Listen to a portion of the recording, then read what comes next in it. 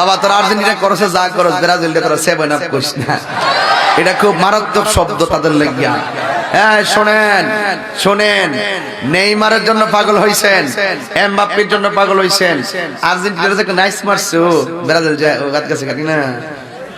Mbappe গেলাম কলজা ঢোকাইলেছি কি, এখনো কিন্তু কলজাটা দুপুর দুপুর করে, কথা কোন ঠিক না বেটে?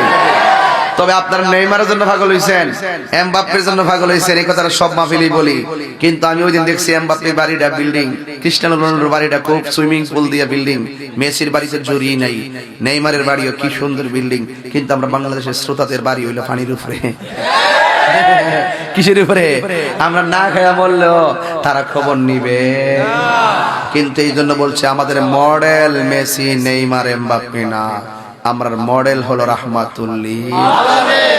তাকে যদি ফলো করো, তোমার বাড়িটা বাংলাদেশে বাঙ্গাগড়ে হলেও আমার নবী আপনার খবর নিবে। তাইলে আমরা জায়গা মতো থাকতে হবে, কথা কোন ঠিক না? ভিডিওটি ভালো লাগলে অবশ্যই শেয়ার করে দেবেন, এন্ড থ্যাঙ্কস ফর ওয়াচিং।